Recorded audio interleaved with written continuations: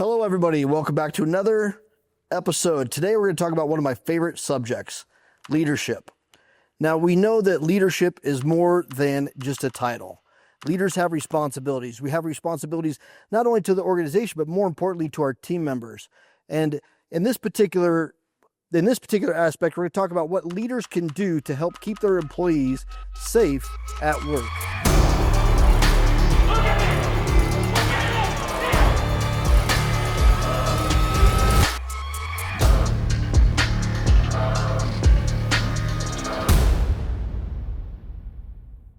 So the question I have for the team here is, what are some of the biggest mistakes or maybe setbacks that leaders have in providing a safe workplace? One of the biggest setbacks, it's probably not taking the time to build relationships with people, where security becomes this archaic, it's separated. It's kind of like off in the corner rather than personalized, humanized, where, it feels like you're not productive because you're not actually working on your program or advancing your program, but getting that buy-in is just as important sometimes. And so it's taking time to have those conversations with folks, like, how do you feel secure? What's causing you concern lately? And then, being able to adapt it to those specific things. Yeah, that makes a lot of sense. I see, we often teach the Behavioral Change Stairway Model within our de-escalation training. And the first couple steps of that being, active listening and building rapport, and it continues on. But very, very specifically, I think, is that active listening and building rapport isn't specifically designated for I need to de-escalate a situation, right? That's the stuff that leaders need to be doing throughout the entire time, is actively listening to what's going on in their day-to-day lives, so that they're establishing that baseline behavior, and two, so that their team members actually think that they actually give a shit about what's going on in their day-to-day lives, so they know when something's out of whack and they actually build that rapport and that trust. But with that, you can also find out most likely problems that people are having and things that are making them feel unsafe in the workplace. Do you guys have any examples of specifics that leaders can do to help build some of that rapport throughout organizations? Well, I think just from an enterprise level, one of the biggest gaps we see in any program is training your managers and leaders. Right. And it's so interesting because it's one of the aspects that corporations, they put a lot of money into leadership training, but then they kind of forget about the whole safety and security piece of it, right? I mean, the FBI, in making prevention a reality, claim that leaders are your eyes and ears of the organization. Right. They are the first to see when something is wrong, should they know what to look for, right? So it's again, just that cultural aspect of trying to educate your leaders and managers and create that culture. I mean, we talk so much about that culture. Your frontline managers and leaders are an intricate piece to building that culture where people feel safe reporting and people feel confident going about their daily lives, and they feel safe in all of these different aspects. So I definitely think, that leadership training, enhanced threat awareness training, de-escalation training, it's incredibly important to this process. Yeah, that's a great point. It's a great point to leaders need another level of training specific to them beyond just what the general awareness for all employees are getting. I think that's a great point too. And just knowing that, leaders are the ones enforcing a culture at the front lines. All those little behaviors that necessarily aren't appropriate for a workplace, well, the ones that are actually seeing them happen. So they're able to create that culture, maybe put a stop to behaviors that necessarily aren't appropriate for that. You know what I love, Perry, is when you're giving advice to new leaders or new managers, you explain the difference between managers and leaders. Mm-hmm. Can you reiterate that for us? Yeah, managers they're taking care of tasks, right? You're managing a project, you're managing tasks. You might be managing people, but leadership in general, right? If I were to put one thing to leadership is about influence. It really is. If you want to lead somebody, you need to be able to influence their behavior. And it really even kind of ties back to the behavioral change stairway model. It's okay, well, I'm going to approach this from the other end. If I want to influence somebody's behavior, I like to backwards plan that. Okay, well, all the way back to rapport and active listening, right? Because if you can't influence, and that comes through trust and respect, right? You need to be with them, see what it is that they're going through every single day, what it is that they struggle with, what are their concerns, what are their problems. And once you're able to be there and empathize, right, back to that stairway model, or empathize with the position that they're in, you're building that rapport and that trust and respect so you can actually influence them. Why? Because that's what leadership needs to be. If you're not able to influence your people, you're not leading them, you're managing them. Yeah, I love that. And I think if we were to break it down even further to the workplace violence issue, and how to prevent it, I mean, your leaders are a key piece of that, because if, when these incidents take place and they can track it all the way back down to this grievance that was formed in one of your employees, why does this grievance form? Almost always it's this breakdown of communication. So leaders can really influence this communication. And you talk about the behavioral change stairway model, right? And so that whole middle piece, that active listening, empathy, building rapport, that's that connection phase. And people want to feel heard. They want to feel understood. They want to feel like their voice matters. You might not implement it. You might not, take all of their considerations and act on it or whatever that is, but they want to feel like they have influenced those decisions that are being made, or that you hear them in these cases. And I think so often it's this breakdown of communication, and it all stems from managers and leaders. It all stems from leadership. I mean, it transcends even what we talk about with workplace violence. I mean, leadership transcends everything, right? What would you say kind of separates the good from the bad? How can you tell a good leader versus a bad leader? Like, what are the traits or the characteristics that you would want to practice or embody as a leader? Yeah, that's a great question. There's leadership, especially I even think even mid-level leaders can be in one of the most difficult positions throughout an organization, right? You have the organization's mission and stuff like that you need to support, and you have your frontline folks that you need to support also.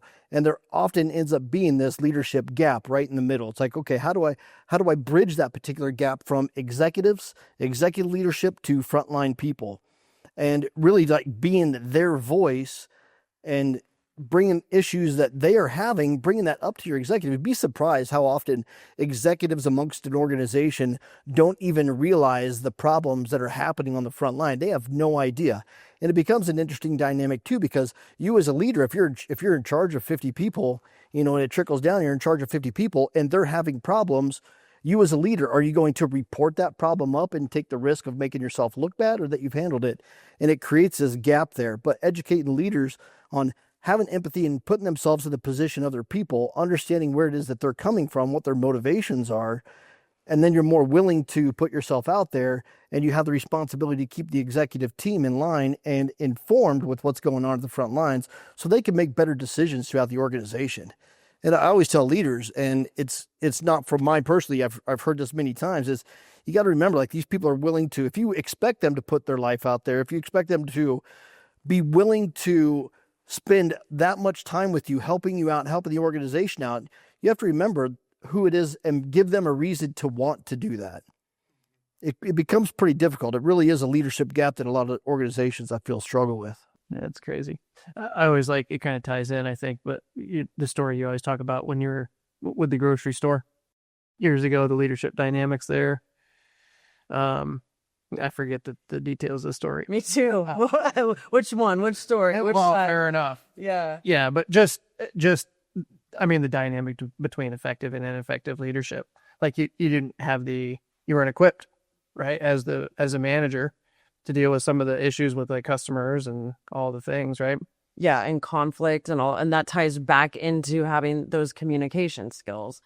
And in industries, especially what I see in the customer service industry or healthcare industry, and I know we've talked about this before, but it just becomes part of your culture to allow a certain amount of treatment go on to your employees. Like, yeah, if you get yelled at and you're in the grocery industry, like, that's just a Monday, right? But it's like, no. And so when it first happened to me, my manager looked at me and he's like, if you're going to be in this industry, you better grow a thick skin. And I had just gotten out of the military. I'm like, I thought I had one, I thought I had a thick skin. And so when I became a manager, I would see this happen in one of my employees, and I'd look at them and I'd say the same thing. You better grow a thick skin if you're going to be in this industry. And it's like, where was the empathy? Where was the rapport? Who wants to follow this person? Right. And so we tend to put a lot of focus and emphasis on the person with the bad behavior. But what about all those individuals that just went through something on the other end of that bad behavior? Or what happens when someone reports something to you and, maybe behavior of concern or an incident or whatever it was. And you're like, okay, I'll go and I'll take that up the chain and I'll report it. And then that employee never hears about that situation again. No follow through to make sure. No follow through.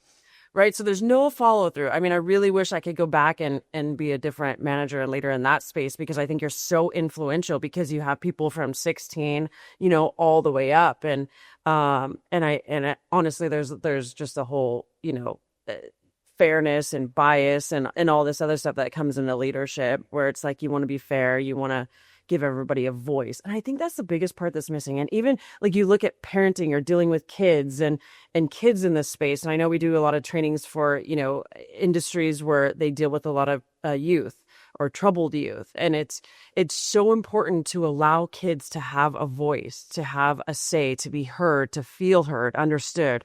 I think it's just equally important across the board. Yeah, it's a couple of interesting things. There's one, back up just a little bit, just like talking influence and titles and stuff too. It's interesting when you look throughout an organization, take all the titles into consideration, all these fancy leadership titles that everybody has, but then you look at who actually has influence. And it isn't necessarily the people with the titles that actually are influencing people throughout the organization. It's important to know that. We want to make sure that the people with the titles are able to do that too, and know that they have the responsibility to do that. I think for an organization, it's extremely good. It's important for them to understand that the turnover rate for leaders is, generally speaking, industry-wide, every industry is much lower than the frontline leaders or the frontline employees. So if you're going to put some training dollars in somewhere, like that's for bang for buck, like that's it. That is a great place to put it, right? Because those are the people that feel like you're buying into their careers, you're informing them, you're giving them all the tools that they need to be successful, you're teaching them, what they should be doing, behaviors that they should be looking at, how to build rapport across, how to influence people. And it really comes back to the organization. So if there's anything there, I would say organizations should be willing to put some training dollars into the leadership team across the board.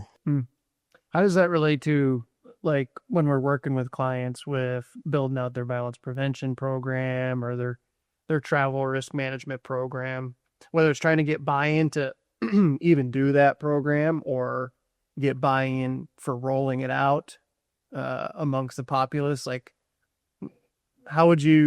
what recommendations would you make for somebody trying to captain that ship?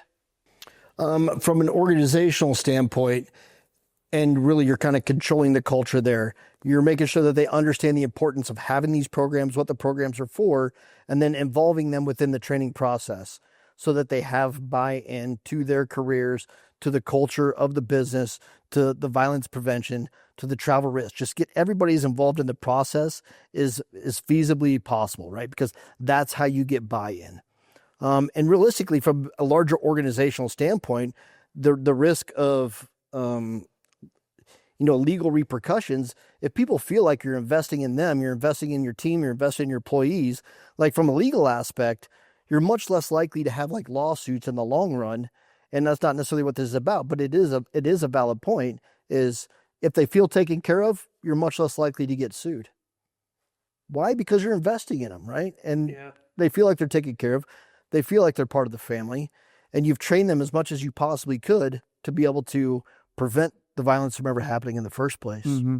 Yeah, I mean, that kind of turns it into a tactic for violence prevention, right? Strong leadership. I mean, if people feel valued and people feel right, like they're part of something bigger. Well, and we deal with a lot of these organizations with high turnover rates and trying to retrain and constantly retrain, and a different culture and trying to influence culture, and all of these different challenges that these high turnovers kind of have on an organization, trying to influence that. I mean, you hear this saying, people don't quit jobs, they quit managers, they quit leaders. Mm-hmm. It's so true. Yeah, because if people believe in you, they believe in the organization, they believe that they're valued. I mean, that's why people stay, right? So it's all a part of that. So having that influence, I think, is incredibly important to the entire program.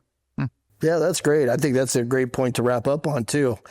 Hopefully you got something out of this episode, understanding the importance of the leadership dynamic throughout an organization as an entire program, and also how the big role that those leaders play in preventing violence in your organization. They're the frontline people. Invest your money there. If you want to know how to invest your money in them, by all means, give us a call. We'll help you.